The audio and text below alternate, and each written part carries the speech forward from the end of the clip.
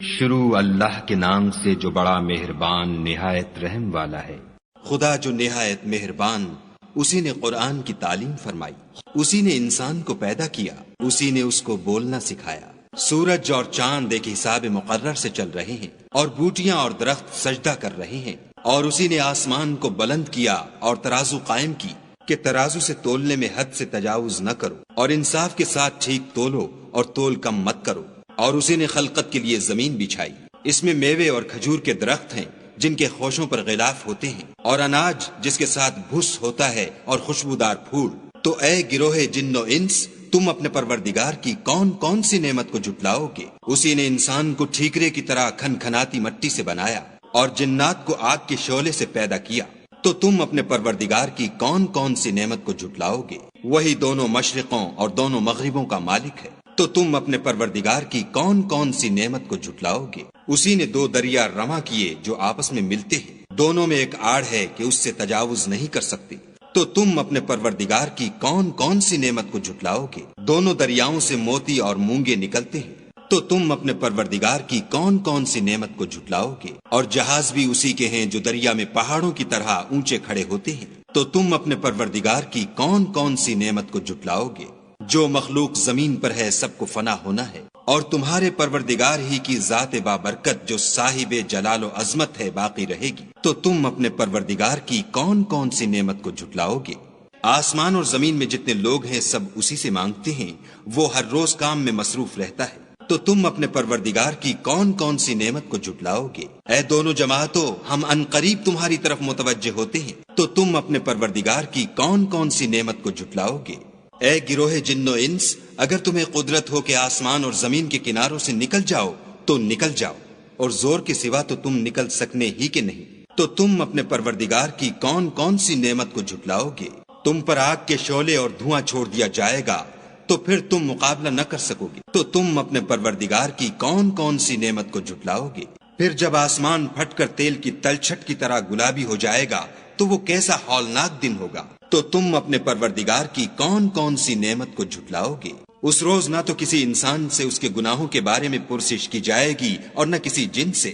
تو تم اپنے پروردگار کی کون کون سی نعمت کو جھٹلاؤ گے؟ گناہ گار اپنے چہرے ہی سے پہچان لیے جائیں گے تو پیشانی کے بالوں اور پاؤں سے پکڑ لیے جائیں گے۔ تو تم اپنے پروردگار کی کون کون سی نعمت کو جھٹلاؤ گے؟ یہی وہ جہنم ہے جسے گناہ گار لوگ جھٹلاتے تھے، وہ دوزخ اور کھولتے ہوئے گرم پانی کے درمیان گھومتے پھریں گے۔ تو تم اپنے پروردگار کی کون کون سی نعمت کو جھٹلاؤ گے؟ اور جو شخص اپنے پروردگار کے سامنے کھڑے ہونے سے ڈرا اس کے لیے دو باغ ہیں۔ تو تم اپنے پروردگار کی کون کون سی نعمت کو جھٹلاؤ گے؟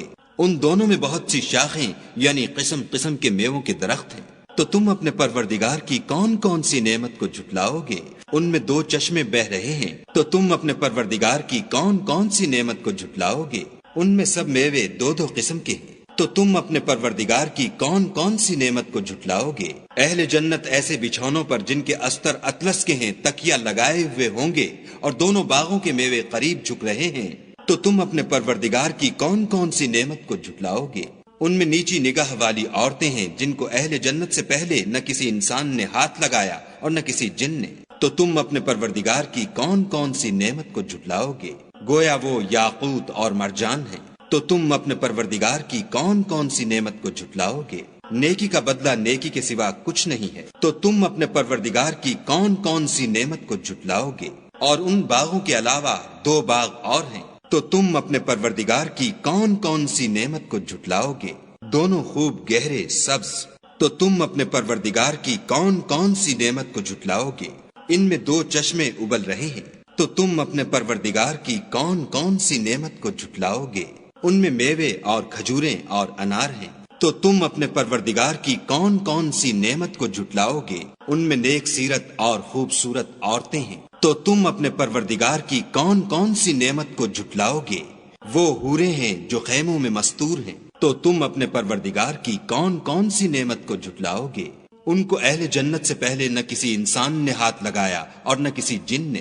تو تم اپنے پروردگار کی کون کون سی نعمت کو جھٹلاؤ گے؟ سبز قالینوں اور نفیس مسندوں پر تکیہ لگائے بیٹھے ہوں گے، تو تم اپنے پروردگار کی کون کون سی نعمت کو جھٹلاؤ گے؟ اے محمد صلی اللہ علیہ وآلہ وسلم، تمہارا پروردگار جو صاحب جلال و عظمت ہے، اس کا نام بڑا بابرکت ہے۔